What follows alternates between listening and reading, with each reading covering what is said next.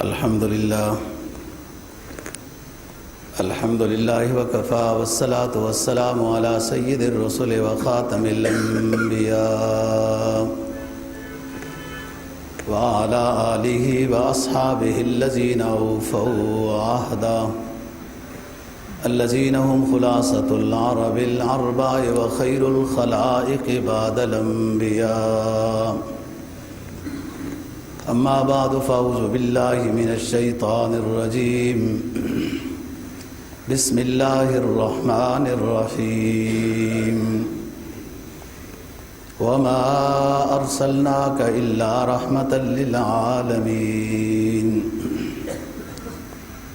قال النبي صلى الله عليه وسلم: أنا رحمة مهداة.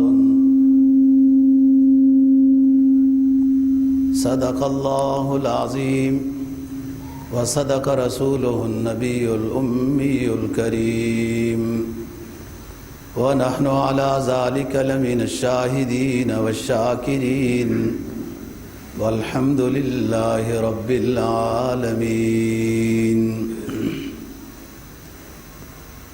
17واں پارہ سورہ انبیاء کی ایک آیت کریمہ اور جناب نبی پاک صلی اللہ علیہ وسلم کا ایک فرمان جس کو مشکات نے نقل کیا ہے، آپ کے سامنے تلاوت کیا ہے. فرمایا اللہ رب العزت نے نبی پاک صلی اللہ علیہ وسلم کو خطاب کر کے وما ارسلناک الا رحمۃ للعالمین، اے نبی ہم نے آپ کو تمام جہانوں کے لیے رحمت بنا کے بھیجا ہے، تمام عالم کے لیے. عالم دنیا بھی ہے، عالم آخرت بھی ہے، اور انسان کے عمر کے لحاظ سے بھی الگ الگ عالم ہوتا ہے. ایک شکم مادر ہے، وہ بھی ایک عالم ہے. ایک معصومی کا زمانہ ہے، وہ بھی ایک عالم ہے. ایک مکلف ہونے کا زمانہ ہے، وہ بھی ایک عالم ہے. تمام پہلوؤں کے لحاظ سے، انسان کی زندگی کے تمام پہلوؤں کے لحاظ سے وہ ہر پہلو ایک مستقل عالم ہے. اور پھر ہر جاندار یا غیر جاندار، ذوی العقول یا غیر ذوی العقول، مکلف یا غیر مکلف، سب کے لیے نبی پاک صلی اللہ علیہ وسلم کو رحمت بنا کے بھیجا ہے. یعنی آپ کی تعلیمات شعبہ زندگی، ہر شعبہ زندگی کے لیے موجود ہیں، اور جب بندہ ان تعلیمات پر عمل کرے گا تو اللہ کی رحمت کا مستحق ہو جائے گا، نبی کی شفاعت کا اور رحمت کا مستحق ہو جائے گا. یہ ہے مطلب نبی پاک صلی اللہ علیہ وسلم کو جو اللہ نے تمام جہانوں کے لیے رحمت بنا کے بھیجا ہے. جناب نبی پاک صلی اللہ علیہ وسلم کا جو فرمان آپ کے سامنے تلاوت کیا، مشکات شریف والے بزرگوں نے اس کو نبی پاک صلی اللہ علیہ وسلم کے جہاں نام ذکر کیے ہیں وہاں پر اس چیز کو بھی ذکر کیا کہ فرمایا آپ صلی اللہ علیہ وسلم نے اپنا تعارف کراتے ہوئے انا رحمت مہدات، مجھے اللہ نے رحمت بنا کے بھیجا ہے. یعنی مجھے اللہ تعالیٰ نے انسانوں کے لیے ایک ہدیہ، ایک تحفہ، ایک نمونہ بنا کے بھیجا ہے. مہدات اس کو کہتے ہیں جس کی پیروی کی جائے، جس کی رہبری کے مطابق چلا جائے، اس کو مہدا کہتے ہیں. مہدا رہبر و رہنما، میں رہبر و رہنما ہوں. جب میری رہبری پر جو عمل کرے گا انا رحمت، پھر اس کے لیے میں رحمت بنا کے بھیجا گیا ہوں. میرا موضوع آج یہ ہے کہ جناب نبی پاک صلی اللہ علیہ وسلم کو جو ہر کوئی رحمت للعالمین رحمت للعالمین آپ کے اس صفت کو بیان کرتا رہتا ہے کہ آپ تو جناب رحمت للعالمین ہیں، تو ایسا نہ ہو کہ اس صفت کا مطلب ہم کہیں ایسی جگہ پر بھی فٹ کر رہے ہوں جہاں اس کو فٹ کرنا مناسب نہیں ہے. وضع الشیء علی غیر محلہ ظلم. کسی شے کو اس کا مقام نہ دیا جائے، اس کو کوئی اور جگہ دے دی جائے. جس کا مقام یہ ہے اس کو کوئی اور مقام دے دیا جائے تو یہ زیادتی ہے. آپ صلی اللہ علیہ وسلم کا جامع معنی میں نے آپ کے سامنے رحمت للعالمین کا مطلب بتایا ہے. اسی آیت کے آگے ہے، آپ سورہ انبیاء 17واں پارہ ختم ہو رہی ہے، سورہ انبیاء ختم ہو رہی ہے. وما ارسلناک الا رحمۃ للعالمین قل انما یوحی الی انما الہکم الہ واحد فہل انتم مسلمون. اللہ نے میری طرف وہی بھیجی ہے کہ لوگوں کو بتاؤ کہ معبود ایک ہی ہے. اللہ وحدہ لا شریک ذات، معبود ایک ہی ہے. کیا تم ماننے کے لیے تیار ہو؟ اگر مان جاؤ تو رحمت للعالمین کا تمہیں پھر فائدہ ہوگا. رحمت کا کیا مطلب ہے؟ اور ہم نے اس رحمت للعالمین کے لفظ کو جہاں ہم کچھ نہ کر پائیں وہاں رحمت للعالمین، نبی رحمت للعالمین، اور اللہ بڑا مہربان ہے. شریعت کا الگ الگ ہر پہلو پہ ہدایات ہیں. اب ایک شخص ایمان ہی نہیں لایا، کفر پر قائم رہا، شرک کرتا رہا، بت پرستی کرتا رہا، اور وہ یہ کہے کہ کوئی بات نہیں، مسلمانوں کا پیغمبر رحمت للعالمین ہے اور ہمارا بھی کام بن جائے گا، غلط بات کہتا ہے. جیسے آپ نے سنا ہے وہ ہندوؤں کا وڈیرا اور وہ سکھوں کا جو بڑا ہے، آپ نے کبھی سنا ہوگا، وہ نبی پاک صلی اللہ علیہ وسلم کی تعریف میں بڑے اچھے اشعار کہتا ہے، اور بعض دفعہ مسلمانوں کے پروگرام میں بھی آ کے کہتا ہے. ٹھیک ہے، اچھی بات ہے، اللہ اس کا بدلہ، حدیث میں آتا ہے نا، کوئی کافر اچھا کام کرے تو اس کافر کو اللہ اس کے اچھے کام کا بدلہ دنیا میں دے دیتا ہے. بھلے اس کو عزت چاہیے تو مسلمانوں نے بھی واہ واہ کر دی سب نے. لیکن ان اشعار کے پڑھنے سے کیا فائدہ جب ایمان نہیں لاتے ہو؟ اگر یہ نبی بہت اونچا ہے، بہت اچھا ہے، جیسے وہ اشعار میں کہہ رہا ہے، واقعتاً ہمارا نبی بہت اونچا ہے، سید کونین ثقلین ہے، سید کونین ثقلین ہے، دونوں جہانوں کا سردار، جن و انس کے لیے پیغمبر بنا کے بھیجا گیا. لیکن جو شخص ایمان ہی نہیں لاتا، کفر پر ہے، شرک پر ہے، بت پرستی پر ہے، اور یہ کہتا ہے کہ بس رحمت للعالمین، نبی مسلمانوں کا پیغمبر رحمت للعالمین ہے تو میرا کام بن جائے گا، یہ غلط بات کہتا ہے، خلاف اصول شرع بات کہتا ہے. قرآن نے کیا کہا؟ یا ایھا النبی جاہد الکفار والمنافقین واغلظ علیہم. یہاں سختی کا حکم ہے. ان کے لیے یہی ہے کہ جہاد سے اگر ڈرتے ہیں تو ایمان لے آئیں، پھر ان کے لیے رحمت ہے. ادھر دیکھیں، سورہ فتح ختم ہو رہی ہے، محمد الرسول اللہ والذین معہ اشداء علی الکفار رحماء بینہم. محمد الرسول اللہ صلی اللہ علیہ وسلم والذین معہ اشداء علی الکفار رحماء بینہم. یہاں رحمت، رحماء رحمت سے ہے. ہمارا آخری پیغمبر محمد الرسول اللہ اور اس کے ماننے والے، ایمان لانے والے، یہ آپس میں بڑے رحیم ہیں لیکن کفار کے مقابلے میں سخت ہیں. یہ تعارف ہے. نبی پاک صلی اللہ علیہ وسلم کا رحمت للعالمین کا مطلب یہ نہیں ہے کہ کوئی جو مرضی اسلام کی مذاق بناتا رہے، قرآن کی بے ادبی کرتا رہے، نبی کی گستاخی کرتا رہے، مسلمانوں کو جس لقب سے مرضی پکارتا رہے اور ہم آگے سے چپ کر کے بیٹھے رہیں. کوئی بات نہیں جی، ہمارا نبی تو بڑا شفیق ہے اور وہ رحمت للعالمین ہے. نا، شریعت نے ہر پہلو پر، ہر شعبہ زندگی میں ضابطے دیے ہیں، اصول دیے ہیں. اور اس کے مطابق پھر رحمت للعالمین کا مطلب ہوتا ہے۔ میں یہ سمجھانا ہے کہ آپ صلی اللہ علیہ وسلم کی رحمت کا کیا مطلب ہے، اور جہاں کہیں جو ہے وہ سختی ہوئی، مقابلہ ہوا، قتل و قتال ہوا، وہ کیوں ہوا، وہ کیا وجہ ہوئی؟ جب آپ کی صفت رحمت للعالمین ہے تو وہاں پھر کیا بات ہو گئی ہے؟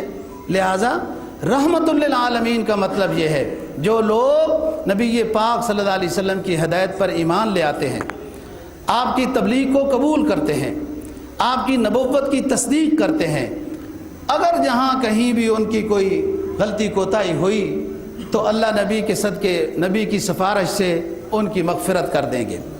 یا جہاں کہیں کسی کافر نے بھی مقابلہ ہوا، کوئی زیادتی ہوئی اور وہ کافر گرفتار ہو گیا، اب یہاں پر کئی شریعت جو ہے گرفتار کو شریعت کئی طرح کے اختیارات دیتی ہے۔ ایک یہ ہے کہ اس کو معاف کر دیں، ایک یہ ہے کہ اس کے بدلے میں اپنے قیدی چھڑا لیں، ایک یہ ہے کہ ان سے فدیہ لے کے پیسہ لے کے ان کو چھوڑ دیں، ایک یہ کہ ان سے کوئی اور کام لے لیں۔ غزوہ بدر میں یہی ہوا، 70 بڑے بڑے مارے گئے اور 70 گرفتار ہو گئے، جن میں آپ کے چچا عباس جو بعد میں تو مسلمان ہو گئے تھے رضی اللہ تعالیٰ عنہ، وہ بھی گرفتار تھے۔ اور میں کئی دفعہ بات بتا چکا ہوں کہ حضرت عباس رضی اللہ تعالیٰ عنہ آپ کے چچا کا قد بڑا تھا، ذی وجی تھا اور کرتا نہیں تھا،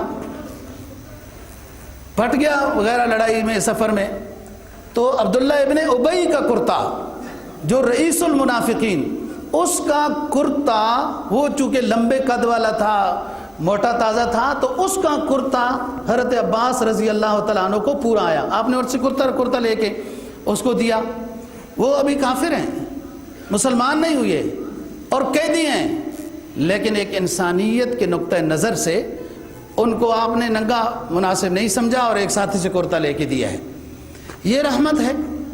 اچھا پھر کیا ہوا کہ جب عبداللہ ابن ابی کی وفات ہوتی ہے تو اس نے وصیت کی تھی کہ میرا کفن نبی پاک صلی اللہ علیہ وسلم کے جبے کو، کرتے کو بنایا جائے۔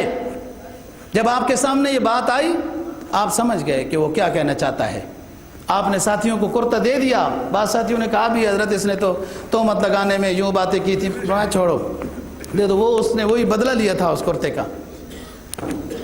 بدر کے 70 مشرکین گرفتار ہو گئے اور 70 تو مارے گئے، ابو جہل اور وغیرہ وغیرہ۔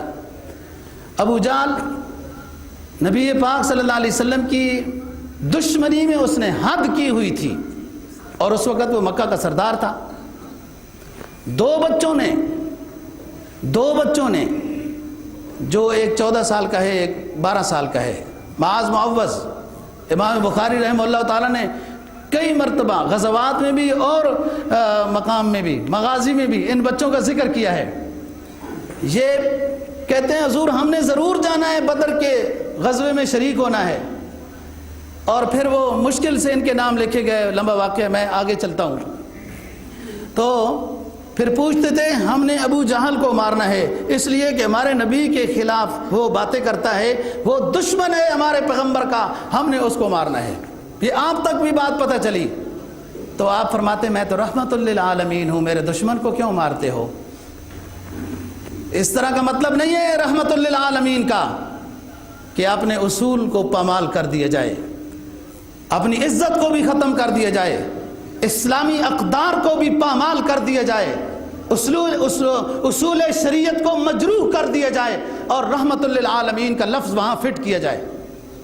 آپ خوش ہوئے، آپ نے کہا افرا کے بیٹوں مبارک ہو تم کو، آج دنیا میں تم نے اللہ کے حبیب کو خوش کیا، آخرت میں رب خوش ہو رہا ہے۔ یہ افرا 2 بچے ہیں، 12 اور 14 سال، دونوں بھائی ہیں، جن کا نام نہیں لکھا جا رہا تھا کہ یہ چھوٹے ہیں۔ انہوں نے کہا نہیں حضرت جی ہم لڑ لیں گے، اور عبد الرحمن بن عوف رضی اللہ تعالیٰ عنہ، عبد الرحمن بن عوف رضی اللہ تعالیٰ عنہ سے تصدیق کرائی، یہ بچے تو مدینہ کے ہیں، انہوں نے ابو جہل کو نہیں دیکھا ہوا تھا۔ عبد الرحمن بن عوف سے پوچھا کہ وہ جو مکہ کا سردار ہے، جس کو ابو جہل کہتے ہیں، جو ہمارے نبی کا دشمن ہے، ہمارے نبی کا دشمن ہے، وہ ہمیں بتانا وہ کون ہے، ہمیں بتانا چاچا جی، وہ ہمیں بتانا۔ عبد الرحمن نے اشارہ کیا کہ وہ ہے ابو جہل۔ یہ بچے ایک پرندہ بن کر اس کی گردن تک پہنچ گئے اور اس کو گرا دیا، زخمی کیا، پھر جدا کی۔ جب گردن کاٹنے لگے تو کہتا ہے نیچے سے کاٹنا تو اوپر سے نہ کاٹنا سردار، یہ کیا بات ہوئی ہے؟ جب حضرت عبداللہ بن زبیر رضی اللہ تعالیٰ عنہ نے امی سے مشورہ کیا نا حجاج بن یوسف کے خلاف، جب مکہ کے اوپر حضرت عبداللہ بن زبیر حضرت عائشہ صدیقہ رضی اللہ تعالیٰ عنہا کے بھانجے ہیں، آپ کی بہن اسما کے بیٹے ہیں، یہ وہی اسما ہے جو کھانا لے کر غار ثور پر جاتی تھی، حضرت ابو بکر رضی اللہ عنہ کی بیٹی ہے۔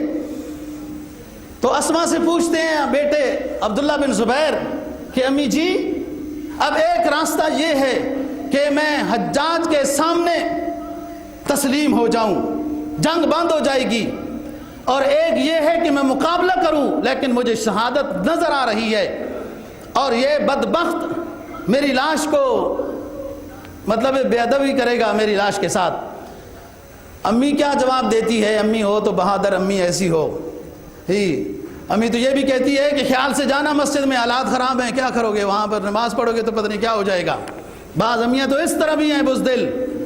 اور یہ امی کیا کہتی ہے؟ اپنے بیٹا جب مشورہ کر رہا ہے کہ حجاج بن یوسف کے سامنے یا تو تسلیم ہو جاؤں تو جنگ ختم ہو جائے گی، میں بچ جاؤں گا امی، اور اگر جنگ کرتا ہوں تو فوج اس کی بہت زیادہ ہے، شہادت نظر آ رہی ہے، شہادت کی کوئی بات نہیں، لیکن میری وہ لاش کو مسئلہ بھی کرے گا، بے ادبی کرے گا۔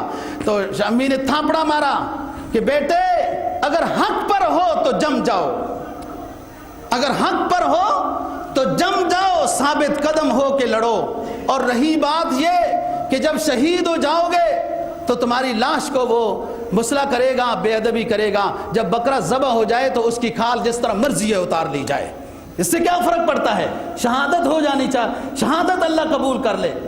تو بات یہ کر رہا ہوں دوستو، اس نے کہا کہ میری گردن نیچے سے کرنی، وہ مان گئے، چلو نیچے سے کاٹ لیتے ہیں گردن کہ نظر آ جائے کہ سردار کی گردن ہے۔ سارے ایک کنویں میں ڈالے گئے، اور نبی پاک صلی اللہ علیہ وسلم نے ان بچوں کو معاذ اور معوذ بنت عفرا، ان بچوں کو مبارکباد دی اور کہا آپ نے اللہ کے محبوب کو دنیا میں خوش کیا، آخرت عرش پہ آپ کا رب خوش ہو رہا ہے۔ بچے تاریخ کا حصہ بن گئے، اور اللہ پاک کا یہ نظام ہے۔ اب یہاں پر بندہ فٹ کرے، اور ایک بدبخت جاہل جو اس وقت کے لحاظ سے وزیر تھا، تاریخ یاد ہے تو پیچھے دہرا لینا، سمجھ لینا، وہ ایک دن یہ تقریر کر رہا تھا کہ دیکھو نبی پاک صلی اللہ علیہ وسلم تو رحمت للعالمین ہے، انہوں نے کوئی ابو جہل کو مارا تھا یا قتل کرایا تھا؟ کیا معلومات ہیں جی مسلمانوں کے وزراء کی، کیا معلومات ہے، پرانی حکومت کی بات کر رہا ہوں۔ تو بات یہ ہے رحمت للعالمین۔ اب دیکھو فتح مکہ، نبی پاک صلی اللہ علیہ وسلم کو اذن ہوا 8 ہجری میں کہ ہم تھوڑی دیر کے لیے آپ کے واسطے مکہ کا جو شہر ہے، جو بلد امین ہے، جس میں لڑائی حرام ہے، وَأَنْتَ حِلٌّ بِهَذَا الْبَلَدِ، اے نبی آپ اپنے سپاہیوں کو لے کر مکہ میں داخل ہو جائیں، وَأَنْتَ حِلٌّ بِهَذَا الْبَلَدِ، لیکن ہم تھوڑی دیر کے لیے اے نبی تیری عظمت کی خاطر لڑائی کو حلال کر دیں گے مکہ مکرمہ میں۔ اور پھر فرمایا ابداً ابدا کے لیے، قیامت تک کے واسطے ہم مکہ کے اندر لڑائی کو، جنگ کو جائز نہیں کریں گے، صرف آپ کی خاطر کی ہے۔ چنانچہ لشکر 10,000 کا لشکر، بات سمجھنا، 10,000 کا لشکر نبی پاک صلی اللہ علیہ وسلم کے ساتھ جا رہا ہے۔ مسفلہ کی طرف سے آپ داخل ہو رہے ہیں، اور راستے میں آپ کو ایک جانور اور اس کے چھوٹے چھوٹے بچے نظر آئے، تو آپ نے ایک صحابی کی ڈیوٹی لگائی کہ اس جانور کے پاس کھڑے ہو جاؤ، اس کے چھوٹے چھوٹے بچے جو ابھی پیدا کیے اس نے، کہیں میرا ایک جم غفیر ان چھوٹے بچوں کو روند نہ ڈالے، کہیں مر نہ جائیں۔ یہ بعض حضرات نے لکھا ہے وہ کتیا کے بچے تھے کہ بلا وجہ، اور حدود حرم ہے اس کے اندر تو اس طرح کی چیز کو مارنا بھی جائز نہیں۔ اور آپ نے اعلان کر دیا بھائی جو مسلمان ہو جائے، کیونکہ قرآن کا اصول ہے الاسلام یہدم ما کان قبلہ، اسلام لانے کی برکت سے سابقہ تمام گناہ اللہ پاک اپنے فضل سے معاف کر دیتا ہے۔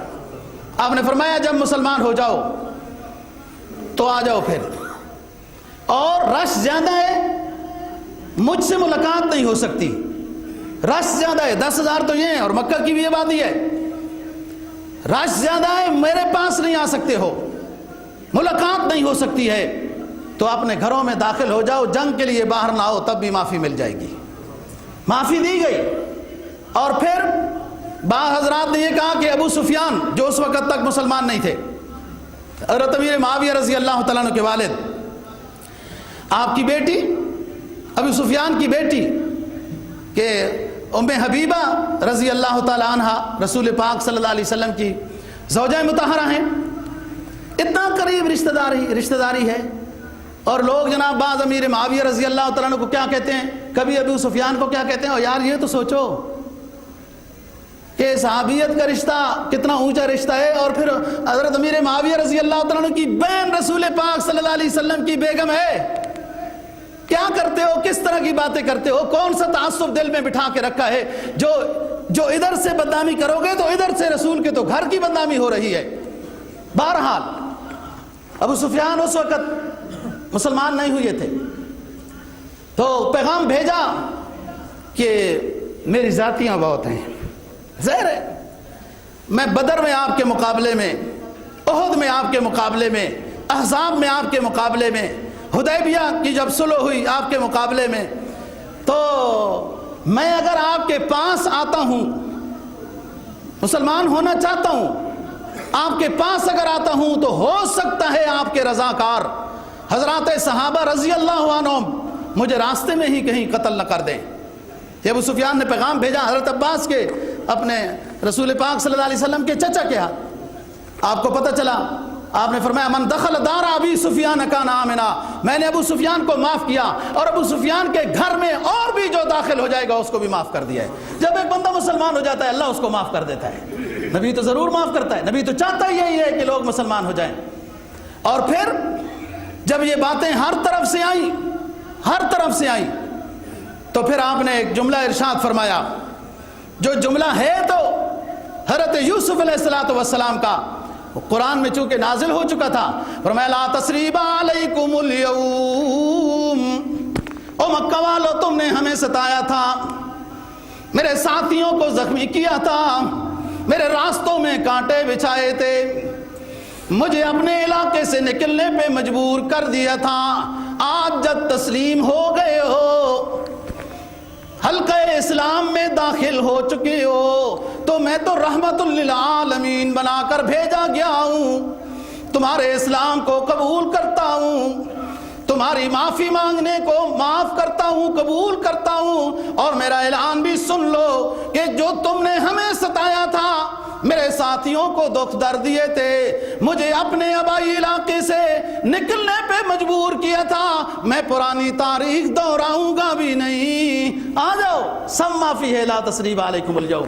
لیکن اس کا یہ مطلب بھی نہیں ہے رحمت للعالمین کا کہ جو مرضی ہے کوئی کہتا رہے تو آپ تو رحمت للعالمین ہیں۔ آگے چلو، کھول کے کھڑکیاں کھول کے، دل اور دماغ کی کھڑکیاں کھول کے بات سمجھنے کی کوشش کرنی ہے۔ ہر کوئی آج کل مفتی اعظم بنا ہوا ہے، خطیب اعظم بنا ہوا ہے، شریعت کا ترجمان بنا ہوا ہے، اور اس کو اپنی نماز تک کا پتہ نہیں ہے، جو شریعت کی بڑی بڑی باتوں کا ترجمان بنا ہوا ہے، اور ساتھ کہہ رہا ہے آپ تو رحمت للعالمین ہے۔ آپ کے رحمت للعالمین کا مطلب غلط جگہوں میں فٹ کرتے ہیں، اور اسلام کو، مسلمانوں کو بزدل بنانے کی کوشش کی جاتی ہے۔ جی وہ میں نے بتایا، ایک کتیا کی بچے تھے، فتح مکہ پر آپ جب داخل ہو رہے ہیں اور سر نگو ہو کر داخل ہو رہے ہیں، ساتھ غلام سوار ہے آپ کی اونٹنی پر، اور صاحب دل نقل کرتا ہے، یہ امامہ کی سجاوٹ، یہ جبین روشن، یہ قبائے عربی، یہ نیچ دامن، نبی پاک صلی اللہ علیہ وسلم کے ساتھ غلام سوار ہے۔ آپ سر نگو ہو کر اللہ کا شکر ادا کرتے ہوئے مکہ کی دھرتی میں داخل ہو رہے ہیں، اللہ کا شکر ادا کر رہے ہیں، میرے دادا کے بنائے ہوئے گھر، او میرے مولد، میری جائے ولادت، میرے آبائی علاقے کے گھر، تیرے رب کا شکر ہے کہ میرے رب نے مجھے یہ گھر یہ علاقہ دوبارہ عطا کر دیا ہے۔ کتیا کے بچے کے پاس تو آپ نے نگران کھڑا کیا کہ کہیں میرے ساتھیوں کا جو لشکر آ رہا ہے یہ جانور مر نہ جائیں۔ جب آپ بیٹھے ہیں دار ارقم صفا پہاڑی پر، ایک ساتھی آتا ہے صحابی رضی اللہ عنہ، آپ سے پوچھتا ہے حضور جو آپ کا گستاخ ہے، آپ کا گستاخ آج وہ بھی معافیا مانگ رہا ہے، آپ کا گستاخ بھی معافیا مانگ رہا ہے۔ ابن خطل تاریخ کا نام ہے، مشرکین مکہ کا ایک شخص تھا۔ ابن خطل نیٹ پہ لکھو، اگر احادیث کی کتابوں کے اور آنکھ نہیں پھرول سکتے ہو، اگر ترمذی اور بخاری مسلم کا جگر نہیں دیکھ سکتے ہو کہ ABC کے اندر اپنا وقت ضائع کیا ہے، تو ابن خطل کے حالات پڑھو، نیٹ پہ لکھو، اردو میں نظر آ جائیں گے۔ ساتھیوں نے بتایا ابن خطل بیت اللہ کا غلاف پکڑ کر کھڑا ہوا ہے اور معافی مانگتا جا رہا ہے، معافی مانگتا جا رہا ہے۔ یہ ابن خطل وہ تھا جو خود بھی نبی پاک صلی اللہ علیہ وسلم کی گستاخی کرتا تھا، کرائے پہ 2 لونڈیوں کو لیا ہوا تھا، ان سے غلط باتیں کہلواتا تھا۔ نبی پاک صلی اللہ علیہ وسلم نے ایک ساتھی کو کہا بتاؤ مجھے کہاں ہے ابن خطل؟ ساتھیوں نے بتایا وہ ہے۔ آپ نے اپنی تلوار لی، غلاف کعبہ کو پکڑا ہوا تھا ابن خطل، گستاخ رسول نے آپ صلی اللہ علیہ وسلم نے اپنی تلوار کے ساتھ ابن خطل کے سر کو جدا کر دیا، یہ گستاخ رسول ہے۔ اب بتاؤ فٹ کرو یہاں پر کہ رحمت للعالمین ہے، بیت اللہ شریف ہے، حرم پاک ہے، غلاف کعبہ پکڑا ہوا ہے، لیکن نبی کے گستاخ کی سزا ہے ہی قتل، اس کے علاوہ کوئی دوسرا پہلو ہے ہی نہیں۔ تو بات یہ ہے رحمت للعالمین کا مطلب سمجھنے کی کوشش کرو کہ آپ رحمت ہیں، کوئی گرفتار ہو گئے آپ نے ان کو معاف کر دیا، یہ رحمت سزا بھی لے سکتے تھے۔ میں بتا رہا تھا بدر میں 70 لوگ گرفتار ہوئے، بڑے بڑے، اس میں یہ تھا کہ ان کو قتل بھی کیا جا سکتا تھا، گرفتار کو قتل بھی کیا جا سکتا تھا۔ حضرت عمر فاروق رضی اللہ تعالیٰ عنہ کی یہی رائے تھی۔ آپ صلی اللہ علیہ وسلم نے فرمایا معاف کر دینا چاہیے، کسی نے کہا پیسے لے کر معاف کر دینا چاہیے، کسی نے کہا بدلے میں جو ادھر مسلمان ہیں مکہ میں ان کو چھڑوا لینا چاہیے، کسی نے کہا ان کو اگر لکھنا پڑھنا آتا ہے، کچھ اس طرح آتا ہے تو وہ کام ان سے لینا چاہیے۔ یہ مختلف مشورے ہوئے۔ نبی پاک صلی اللہ علیہ وسلم کا مشورہ یہ تھا کہ معاف کر دینا چاہیے، چھوڑو، یہ رحمت للعالمین، کیونکہ آپ کو یہ سارے اختیارات ہیں۔ ایک امیر کو، سپہ سالار کو، فوجی جنرل کو، آپ اس وقت تمام عہدوں پر فائز ہیں۔ بدر میں آپ ایک اسلامی حکومت کے بادشاہ بھی ہیں، سپہ سالار بھی ہیں، امیر بھی ہیں، اور یہ امیر اور سپہ سالار فوجی جنرل کو یہ تمام اختیارات ہوتے ہیں۔ وہ معاف بھی کر سکتا ہے، قتل بھی کر سکتا ہے، معاوضہ بھی لے سکتا ہے، بدلے میں بھی کچھ لے سکتا ہے۔ ہم تو ویسے ہی چھوڑ دیتے ہیں نا، ویسے ہی چھوڑ دیتے ہیں ان کے جو گرفتار ہوتے ہیں، اور اتنے کمزور ہیں کہ اس کے بدلے میں کم از کم وہ عافیہ صدیقیہ، اللہ تعالیٰ اس کے ایمان کو اور اعمال کو اور اس چیز کو اور ایمانی لحاظ کو ترقی نصیب فرمائے کہ ایک عورت ہونے کے لحاظ سے ایک اسلامی نقطہ نظر کی وجہ سے بے وجہ گرفتاری میں پڑی ہوئی ہے۔ بہرحال یہ سارے اختیارات تھے۔ آپ صلی اللہ علیہ وسلم نے کہا نہیں کچھ بھی نہ لو، معاف کر دو، یہ آپ کی رائے تھی، آپ کی رائے پر فیصلہ ہو گیا۔ یہ ہے رحمت للعالمین کہ آپ کو اختیار قتل کا بھی تھا، معاوضہ لے کر بھی معاف کرنے کا تھا، قیدی ادھر سے مسلمان ہیں مکہ میں ان کو بھی چھڑا لینا، اور بھی کئی تھا۔ آپ نے صفت رحمت کو بروئے کار لایا اور فرمایا ان کو ویسے ہی معاف کر دو، معاف ہو گیا۔ وہی آ گئی 10ویں پارے میں سورہ انفال میں، اے نبی آپ نے جو فیصلہ فرما دیا ہم نے بھی اوکے کر دیا، لیکن فیصلہ ہمیں پسند حضرت عمر فاروق رضی اللہ تعالیٰ عنہ کا تھا۔ حضرت عمر نے حتیٰ یسخن فی الارض، ان مشرکین مکہ کے خون کو زمین میں بہا دیا جاتا، ہمیں یہ پسند تھا۔ حضرت عمر کی رائے یہ تھی، لیکن آپ صلی اللہ علیہ وسلم کا فیصلہ ہوا اور آپ رحمت للعالمین ہیں۔ آپ نے صفت رحمت کو ہی بروئے کار لایا، اور یہی بات صفت رحمت کو ہی بروئے کار لایا کہ لا تثریب علیکم اليوم، لیکن اس بات کو ادھر نہیں فٹ کرنا ہے۔ اب آؤ ایک عیسائی مسلمان ہو گیا، عیسائی مسلمان ہو گیا، اس کو لکھنا پڑھنا آتا تھا، اور بھی کئی عیسائی مسلمان ہوئے، اور جو عموماً مسلمان ہوتے ہیں وہ صحیح ہوتے ہیں۔ اب بالکل للوجوہ، غیب تو اللہ کی ذات جانتی ہے، آپ کو وہ اچھا لگا، آپ نے اس کو اپنا لکھنے پڑھنا حساب کتاب جو ہوتا ہے، فلانا مال ادھر سے آ گیا، اتنا آ گیا، یہ چیز لکھنے پڑھنے میں رکھ لیا، اور بعد میں وہ مرتد ہو گیا۔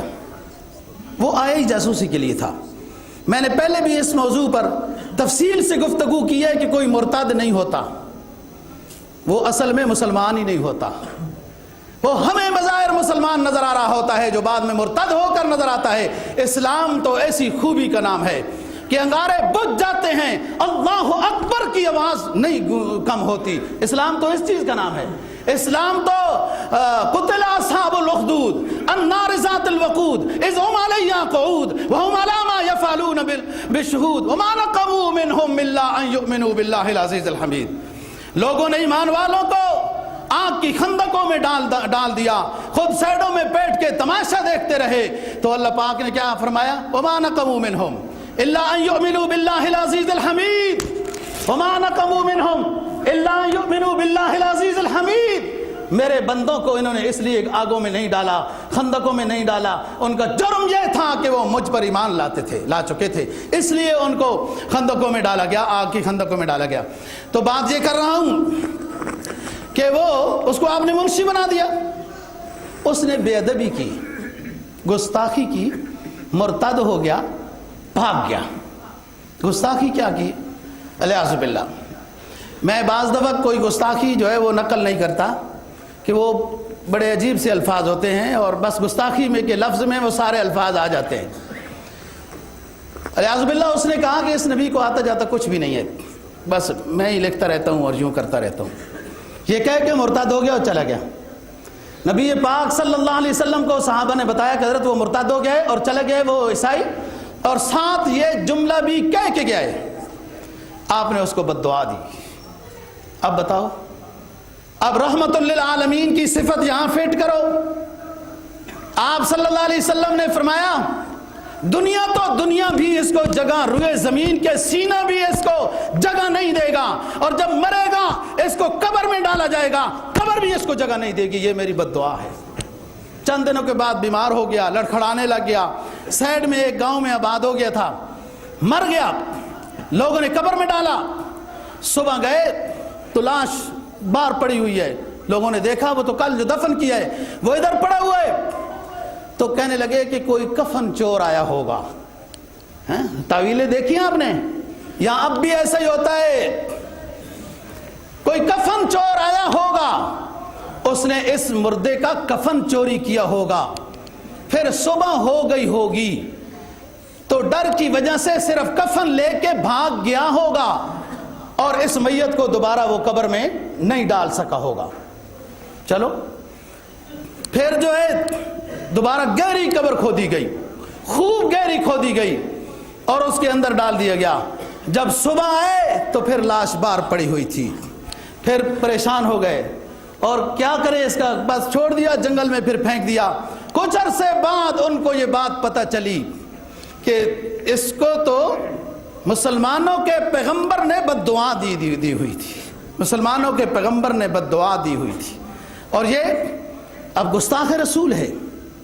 میں آپ کو تفصیل سے بتا چکا ہوں، مدینہ طیبہ میں ایک اسلامی ریاست قائم ہو چکی تھی۔ کعب بن اشرف یہودی، ابو رافع یہودی، ابن خطل مشرکین مکہ کا جو ابھی بتایا ہے، وہ ایک عورت جو بدر میں حضرات صحابہ نبی پاک صلی اللہ علیہ وسلم گئے ہوئے تھے غزوہ بدر میں، پیچھے اس نے گستاخی کی تھی، اس عورت نے، عصمہ نام ہے اس کا، بنو ختمہ کی عورت ہے، اور ایک نابینا صحابی نے اس عورت کو قتل کیا تھا کہ لوگوں نے جنت حاصل کی ہے بدر میں جا کر، اور میں نے جنت حاصل کی مدینہ میں رہ کر، ایک نبی کے گستاخہ عورت کو تباہ کر دیا، جہنم پہنچا دیا گیا۔ آگے نبی پاک صلی اللہ علیہ وسلم واپس آ گئے، آپ کو پتہ چلی بات وغیرہ وغیرہ، صفوں میں بیٹھے تھے اور آپ دیکھ رہے ہیں، نماز میں دیکھ رہے ہیں، کہا ابو عمیر، اس کا نام ابو عمیر تھا، ابو عمیر کر دیا کام، بس آپ پیغمبر ہیں، آپ کو وحی کے ذریعے سے سب کو عطا کیا جا سکتا ہے۔ حضرت عمر فاروق رضی اللہ تعالیٰ نے کہا حضرت جی یہ تو نبینا صحابی تھے اور کام کر دیا۔ آپ نے کہا عمر خبردار، اس نبینے کو نبینا نہ کہو، یہ تو سب سے بینا ہے، اس نے تو حقیقت دیکھی ہے، اس کو نظر آ چکی ہے بات۔ اور آؤ نبی پاک صلی اللہ علیہ وسلم کی صفت رحمت کو اپنے اپنے اپنے اپنے خواہش کے مطابق فٹ کرنا چاہتے ہیں کہ نبی کے گستاخ کو معاف کر دیا جائے، اس کو کچھ نہ کیا جائے، اس لیے کہ وہ آپ صلی اللہ علیہ وسلم تو رحمت للعالمین ہیں۔ میں نے بتایا کعب بن اشرف یہودی، ابو رافع یہودی، ابن خطل مشرکین مکہ کا، عصمہ خاتون نبی کی گستاخ، یہ مدینہ کی ہے، اور وہ عیسائی جس کو آپ نے منشی رکھا تھا، یہ مدینہ کی بات ہے، اور آپ صلی اللہ علیہ وسلم نے وہ بھاگ گیا، اس کو بد دعا دی اور ان کو قتل کرایا ہے، کعب بن اشرف کو بھی، ابو رافع کو بھی، اور ابن خطل کو خود کیا، اس خاتون کو نبینا صحابی نے کیا، اور اس منشی کو بد دعا نے تباہ کر دیا۔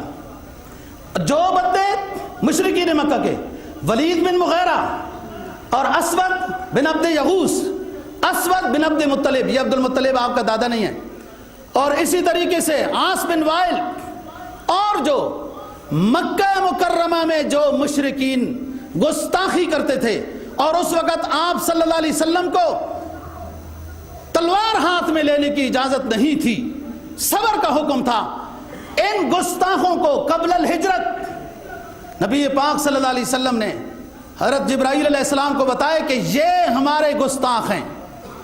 جبرائیل علیہ السلام اشارے کرتے گئے اور وہ چند ہی دنوں میں ہلاک ہو گئے، تباہ ہو گئے۔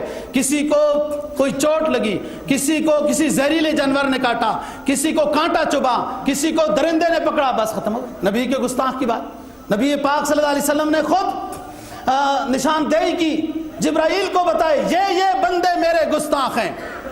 آگے چلو، ایک عرینی قبیلہ مسلمان ہو کے آئے نبی پاک صلی اللہ علیہ وسلم کی خدمت میں حاضر، یہ لمبی بات ہے، احادیث میں اس پر بہت کلام ہے، میں مختصر سی بات اپنے موضوع سے متعلق صرف وہ اخذ کروں گا حوالے کے طور پر۔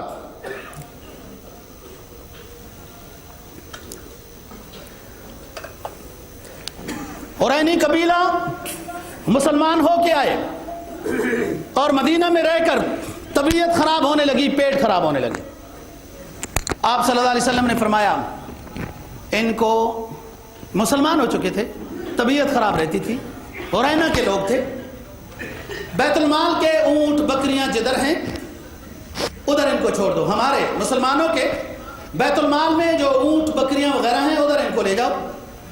بعض حدیث میں آتا ہے یہ شراب اس کا وہ پیشاب بھی پیئیں اور دودھ بھی پیئیں، ان جانوروں کا پیشاب بھی پیئیں اور دودھ بھی پیئیں، یہ ٹھیک ہو جائیں گے۔ بہرحال اس بات پر بہت کلام ہے، پھر کسی وقت کریں گے۔ پتہ چلا رسول پاک صلی اللہ علیہ وسلم کو کہ وہ تکڑے ہو گئے، مضبوط ہو گئے۔ حضرات صحابہ کرام رضی اللہ تعالیٰ عنہ کو قتل کیا، قتل کرنے کے بعد مسلح کیا، ناک کاٹی، آنکھ کاٹے، ہونٹ کاٹے، اور آنکھوں کے اندر لوہے کی سلاخیں صحابہ کرام رضی اللہ تعالیٰ عنہم کو دیتے رہے، اذیت پہنچاتے رہے۔ وہ تو کیا ہوتا ہے، وہ اپنا تعصب مار کے لوگ پھر سمندر کے حوالے کر دیتے ہیں، تعصب پورا نہیں ہوا، اپنا وہ جو بغض تھا اندر وہ پورا نہیں ہوا، مارنے کے بعد یہ کام کرتے رہے۔ رسول پاک صلی اللہ علیہ وسلم کو پتہ چلا، اور آپ کے پاس ہر درجے کے مجاہد تھے۔ ایک صحابی تھے محمد بن مسلمہ یا اقوا، وہ بہت تیز بھاگتے تھے۔ اعلان ہوا یہ کام ہو گیا ہے، اور وہ مختلف پہاڑوں کی چوٹیوں پر کھڑے ہو کر نعرہ لگاتے تھے۔ تو وہ جو قاتل تھے قبیلہ عرینی والے، وہ ایک چشمے پر وہ اونٹ چرا کے لے کے جا رہے تھے بیت المال کے، وہ ایک چشمے پر اپنے جانوروں کو پانی پلا رہے تھے، اور یہ صحابی جو تیز دوڑتے تھے، ایک پہاڑی کے اوپر کھڑے ہو کر بھی نعرہ لگاتے تھے، پھر دوڑ کے دوسری پہاڑی پر آ کے نعرہ لگاتے تھے، پھر دوڑ کے تیسری پہاڑی پر نعرہ لگاتے تھے، پھر چوتھی پر، بس یہی کرتے رہے۔ وہ عرینی قبیلے وہ حیران ہو گئے کہ ہم تو مسلمانوں کی فوج کے درمیان میں پھنس گئے ہیں، حالانکہ وہ صحابی تو ایک تھا۔ بس اس کی حکمت تھی، اللہ نے تدبیر اس کو دی، اور وہ دوڑتے بھی بہت تیز تھے۔ بہرحال اتنے دیر میں صحابہ اکرام رضی اللہ تعالیٰ عنہم رسول پاک صلی اللہ علیہ وسلم کے ساتھ صحابہ اکرام بھی پہنچ گئے، وہ گرفتار ہو گئے، اور ان سے جو مال لوٹا ہوا تھا بیت المال میں جمع کرا دیا گیا۔ اب بتائیں، آپ کے صحابہ کو انہوں نے شہید کیا، جو مال لوٹا تھا وہ ادھر ہی تھا، مال آپ نے بیت المال میں جمع کرا دیا۔ اب یہاں پر آج کل کا پڑھا لکھا دانشور جس نے یورپ کی اینک کو لگا کے اسلام کو پڑھا ہے، کاش کے مدینہ کی اینک کو لگا کے اسلام کو پڑھتا تو اسے سمجھ آتا۔ ہاں، اب کیا ہوا؟ اب یہاں پر یورپ کی اینک کو لگا کر پڑھنے والا اسلام، وہ تو یہی کہتا آپ رحمت للعالمین ہیں، آپ نے سب قاتلوں کو معاف کر دیا۔ ایسا نہیں ہوا، ان سب قاتلوں کو قتل کیا گیا۔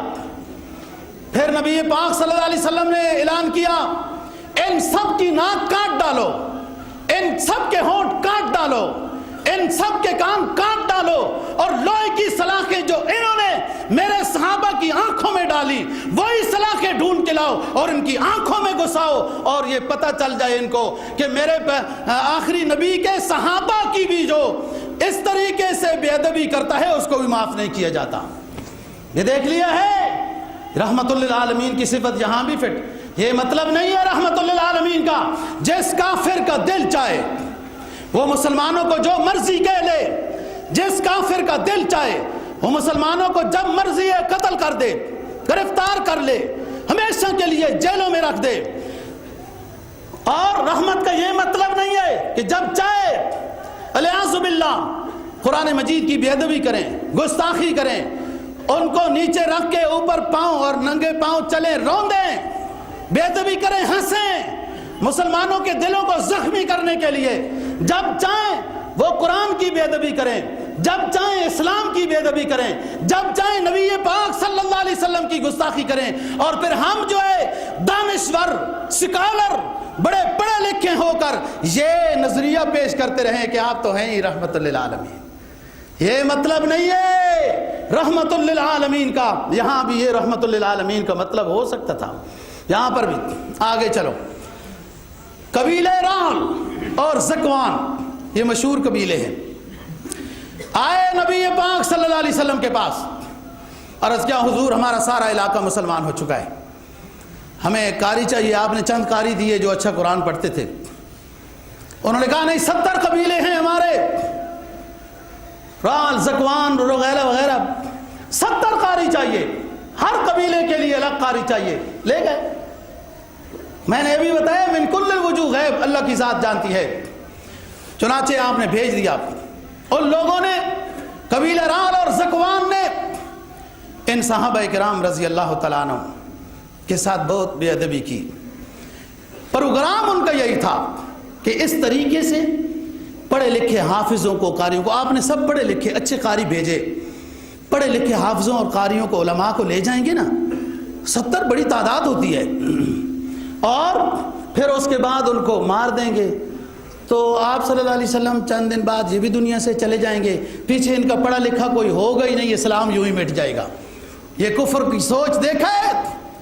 اور یہ 1857 کی جنگ میں یہی ہوا، وہ بھی علماء کو، حفاظ کو، مجاہدین کو اس طرح ختم کرتے رہے، قرآن کو جلاتے رہے کہ اسلام ختم ہو جائے گا۔ اسلام ایسے ختم نہیں ہوتا، اسلام ختم ہونے کے لیے آیا ہی نہیں ہے۔ اسلام تو اعلان کر کے آیا ہے جعل الحق وزهق الباطل، حق غالب ہو کے رہے گا، حق غالب ہو کے رہے گا۔ بظاہر تمہیں تھوڑے سے نظر آتے ہوں حق والے، حق حق ہوتا ہے۔ قرآن تو صاف الفاظ، صاف حروف کے ساتھ یہ اعلان کرتا ہے۔ فرمایا کم من فئۃ قلیلۃ غلبت فئۃ کثیرۃ باذن اللہ، کم من فئۃ قلیلۃ غلبت فئۃ کثیرۃ باذن اللہ واللہ مع الصابرین۔ اے کافرو، بظاہر گنتی میں تم زیادہ ہو، لیکن یہ سوچ لو محمد کے غلام تھوڑے سے بھی ہوئے تو تم ان سے ڈرتے رہو گے، یہ پھر بھی تمہیں تمہاری آرام کی نیند کو چھین لیں گے، تمہیں اپنے علاقوں میں بھی آرام سے نہیں رہنے دیں گے۔ کیوں؟ یہ ہیں تو تھوڑے، تعداد میں بھی کم ہیں، بظاہر اسلحہ بھی گنتی میں کم ہو، بظاہر اگر کم بھی ہیں، جو تمہیں طاقت نظر نہیں آ رہی، اللہ اور اللہ کا رسول اور فرشتے ان کے ساتھ ہیں، اس لیے یہ غالب ہو کے رہیں گے۔ یہ اعلان ہے قرآن کا، کم من فئۃ قلیلۃ غلبت فئۃ کثیرۃ باذن اللہ واللہ مع الصابرین۔ قبیلہ رال والوں نے، زکوان والوں نے یہ دھوکہ کیا، سید دو جہاں صلی اللہ علیہ وسلم سے لے گئے 70 قراء حفاظ علماء کو اپنے علاقے میں، اور دھوکے کے ساتھ ان 70 کے 70 کو شہید کر کے ایک کنویں میں ڈالتے گئے۔ ان میں سے ایک بچ نکلا جو مدینہ میں پہنچ گیا، اور یہ صحابہ کرام جو 70 کے لگ بھگ بیر معونہ میں ڈالے گئے، یہ جب شہادت نوش کر رہے ہیں، امام بخاری نے ان کے جملے وہ نقل کیے، شہادت لے رہی ہیں اور یہ کہتے کیا ہیں، یہ ترانہ کیا پڑھتے ہیں، یہ جملے کیا نکالتے ہیں جو بخاری کا زینت بن گئے۔ کہا بلغوا عنا قومنا انا لقینا ربنا ورضی عنا وارضانا۔ اے ہمارے رب، ہم نے بیر معونہ پہ شہادت حاصل کی اور اپنے رب سے ملاقات کی، شہادت کی شکل میں اپنے رب سے ملاقات کی، اور یہ بیر معونہ پہ ہماری ملاقات جو اپنے رب سے ہوئی، یہ اتنی کامیاب ملاقات ہوئی کہ ہمارا رب ہم سے راضی ہو گیا، ہم اس سے راضی ہو گئے۔ یہ تو رضا کے ساتھ شہادت دیتے ہوئے چلے گئے۔ سرکار دو جہاں صلی اللہ علیہ وسلم، جن کو اللہ نے رحمت للعالمین بنا کے بھیجا ہے، وہاں خبر پہنچی، آپ دیدہ ہو گئے، افسردہ ہو گئے، غمزدہ ہو گئے، اور 1 مہینے تک ساتھیوں اور رحمت للعالمین کا مفہوم اپنی خواہش کے مطابق پیش کرنے والوں، ذرا خیال سے سنو، بخاری کا جگر پیش کر رہا ہوں۔ آپ کو جب بات پتہ چلی میرے 70 صحابہ کو دھوکے کے ساتھ شہید کیا گیا، آپ افسردہ ہو گئے، آپ دیدہ ہو گئے، غمزدہ ہو گئے، اور 1 مہینے تک صبح کی نماز میں ان کافروں کے لیے، قبیلہ رعل اور زکوان کے لیے بد دعا کرتے رہے۔ ایک شخص بھی قبیلہ زکوان اور رعل کا نہیں رہا، برباد ہو گئے، ان کے گھروں کو آگ لگ گئی، تباہ ہو گئے۔ نبی پاک صلی اللہ علیہ وسلم کی بد دعا کی وجہ سے رحمت کا مطلب اپنے مقام پر ہے۔ رحمت کا مطلب کیا؟ آپ نے بعض دفعہ زیادتی کرنے والے ساتھی کو معاف کیا، لڑائی کے جیسے فتح مکہ کی بات، لیکن اگر صحابہ کے خلاف بات ہو، نبی کے خلاف اور گستاخی ہو، آپ نے ان کو سزا دی ہے۔ یہی رحمت للعالمین کا مطلب ہے کہ گستاخ کو سزا دی جائے اور جو اپنا وفادار ہے اس کو انعام دیے جائیں۔ اللہ دین کی سمجھ اور عمل کی توفیق نصیب۔